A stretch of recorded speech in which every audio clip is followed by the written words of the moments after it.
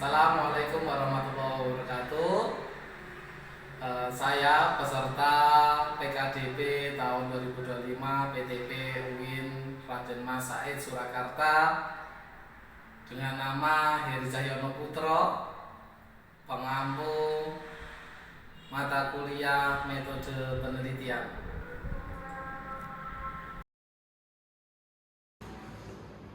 Assalamualaikum warahmatullahi wabarakatuh. Waalaikumsalam warahmatullahi wabarakatuh. Alhamdulillah kita dapat berjumpa kembali dalam keadaan sehat. Ada yang kurang baik badannya, ada yang izin hari ini karena masih musim hujan ini selama beberapa hari yang lalu. Sehat ya? Alhamdulillah. Alhamdulillah. Baik.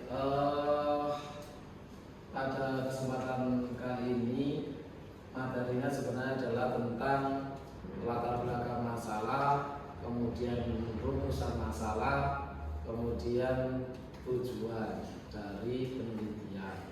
Tapi mengingat pembelajaran yang sudah kita lakukan kemarin minggu yang lalu, bahwasanya tentang apa? Judul penelitian,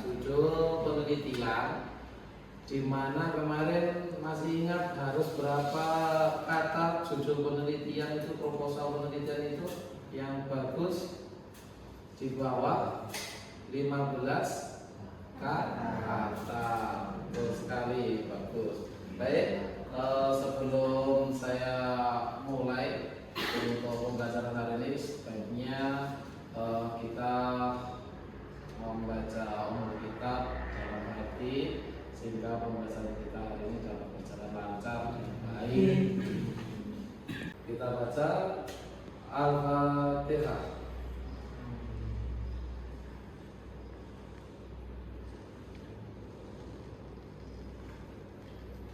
Selesai. Baik, saya akan absensi sebentar ya.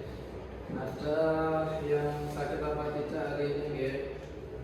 Ada Eka Yulian C, ada Ika Nurani, ada Islami Wahidati, ada Abdul Aziz,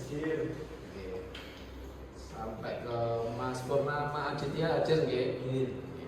Sekarang saya akan adakan pretest terlebih dahulu, tolong itu dijawab. Kalau yang kemarin nggak sempat melaksanakan searching di video pembelajaran saya, ini saya teruskan kembali di sini di PowerPoint yang telah saya berikan di layar. Jawab dari pretest yang ada seadanya, sejujurnya.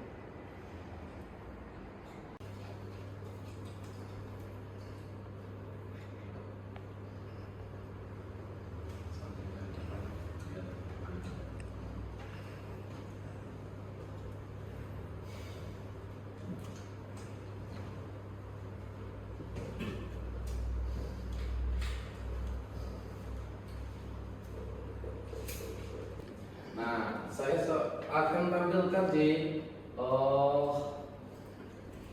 PowerPoint saya. Nah, ada roadmap masalah penelitian. Roadmap masalah penelitian itu gimana kalau kita mencari rumusan masalah. Sebelum rumusan masalah, kalian harus mencari latar belakangnya, konteksnya, pendahuluannya sesuai dengan penelitian kalian. Jadi rumusan masalah didapat dari latar belakang masalah ketika kalian sudah mengetahui, memahami ternyata variabel penelitian dengan judul penelitian saya seperti ini adalah kasusnya seperti ini. Teori-teori pendidikan itu tidak melulu benar. Hipotesis tidak harus selalu benar. Hipotesis kita buat lebih awal kan hipotesis itu. Kira-kira kalau hipotesis itu kita menentukan jawaban atau hasil penelitiannya itu adalah A, hasil penelitian sebenarnya B, apakah itu salah Pak? Enggak, itu tetap benar penelitian tersebut. Jadi hipotesis khususnya di penelitian kualitatif itu bisa berubah-ubah, tapi hipotesis ini lebih kental, lebih cenderung pada penelitian kuantitatif. Jadi kalau besok kalian, wahai calon guru, itu mau melakukan penelitian, mau mengerjakan skripsi, mau ambil apa dulu, kuantitatif, kualitatif, atau penelitian campuran mixed method. Penelitian campuran berarti menggunakan dua-duanya. Tuh, ada yang mungkin dari sini perlu ditanyakan terlebih dahulu. Silakan. Baik, Mas Aka, silakan Mas Aka. Terima kasih untuk waktunya. Tadi kan kita sudah belajar tentang bagaimana latar belakang masalah yang baik. Sekarang saya ingin bertanya, untuk penulisannya, berapakah jumlah paragraf yang dibutuhkan dalam penulisan latar belakang tersebut? Baik, pertanyaan yang bagus, beri tepuk tangan kepada masyarakat. Tapi sebelum Pak Heri menjawab, ini kira-kira ada yang mau menjawab nggak ini dari pertanyaan Mas Aka? Baik, pertanyaan yang sangat bagus dari Mas Aka. Tapi sebelum saya menjawab dari pertanyaan Mas Aka, saya akan memberikan kesempatan kepada kalian. Adakah yang mau menjawab dari pertanyaan dari Mas Aka tadi? Baik, Mbak Ika, silakan. Mungkin jumlah paragraf yang dibutuhkan dalam penulisan latar belakang itu 3-4 paragraf. Baik, jadi jawaban dari Mbak Ika tadi untuk menjawab Mas Aka, bahwasanya berapa paragraf yang baik untuk menyelesaikan latar belakang. Jawaban yang baik untuk menyelesaikan latar belakang itu adalah tergantung dari judul kalian, berapa variabel judul kalian. Misalkan ada 2 variabel berkaitan dengan 1 metode guru sama pelaksanaan atau implementasi dari kurikulum Merdeka Belajar, maka akan berkaitan dengan 2 variabel tersebut. Kemudian ditambahi dengan yang namanya faktual atau fenomena yang terjadi, kebenaran umum, studi kasus. Misalkan kalian temukan studi kasus itu dari jurnal, research gap itu namanya, dari jurnal-jurnal. Misalkan dari teori, para pakar mengatakan berbagai macam itu disandingkan, kemudian dimixkan. Ya tergantung makalah ya. Kalau karya ilmiah makalah sekitar 2-3 halaman. Kalau skripsi atau proposal penelitian biasanya ya 6-7 halaman, tergantung variabel penelitian yang kalian tentukan. Baik, sebelum saya melanjutkan materi saya, sepertinya ini perlu ice breaking nih. Ini sudah pada kecil nih kakinya, ya kan? Oke, kita akan melaksanakan ice breaking, tapi saya bagi kelompok, ya kelompok putri sama kelompok putra. Nah, ini coba switch dulu, coba switch, berdiri dulu di sini. Berdiri dulu sini. Coba switch yang kalah duluan ya, sebentar toh adalah duluan ya, jadi tidak boleh curang, melambat ya, nggak boleh melambat, harus bareng sulitnya. Yuk, 1, 2, 3. Dengarkan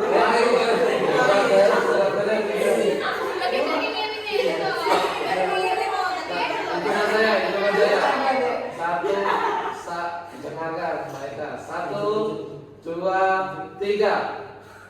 1, 2, 3. Sikat. Sama. Oke, berarti yang jawab duluan. Oke, yang jawab berdiri saja di situ di atas apa namanya? Di atas lantai tempat duduk kalian. Ya, kita mulai yang jawab. Silakan berikan yel-yel yang sangat kompak ya, agar ini nanti siapa pemenangnya antara yang cowok atau cewek. Yuk, mulai. Siapa kita? PAI 2025. PAI 2024. Jaya, jaya, jaya.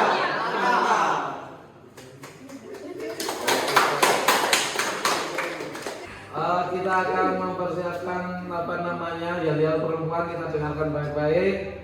Pada hitungan ketiga mulai. 1, 2, 3 mulai. Ketuaan masa.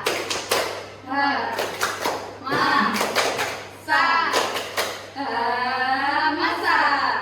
Oke, beri tepuk tangan. Luar biasa. Baik, kita sudah melaksanakan ice breaking, sudah kembali fokus. Tentu saja di jam terakhir ini menjadi atensi yang luar biasa bagi kalian, sehingga kita tetap harus melaksanakan ice breaking, biar kita tetap fokus, pulang nanti nggak ngelamun. Kita akan membahas kembali bahwasanya tentang latar belakang rumusan masalah. Rumusan masalah yang telah saya jelaskan di awal, bahwasanya rumusan masalah juga harus mengacu latar belakang. Rumusan yang masalah yang baik, yang bagus, yang soalnya adalah hot ya, soalnya hot itu high order thinking skill, yang mana artinya adalah soal pertanyaannya bisa mencakup analisis. Jadi jangan hanya sekedar menjelaskan. Misalkan kamu tanyanya apa, kalau pertanyaan apa itu hanya kalian mendeskripsikan. Kalau pertanyaan kalian adalah bagaimana, mengapa, maka itu akan menjadi panjang atau kajiannya lebih mendalam. Jadi di makalah kalian, di besok karya ilmiah kalian di skripsi, jangan gunakan apa untuk bertanya di rumusan masalah.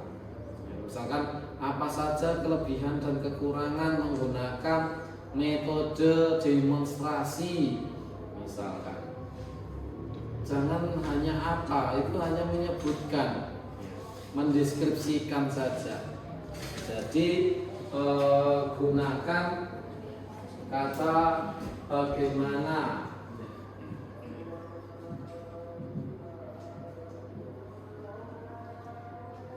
atau mengapa.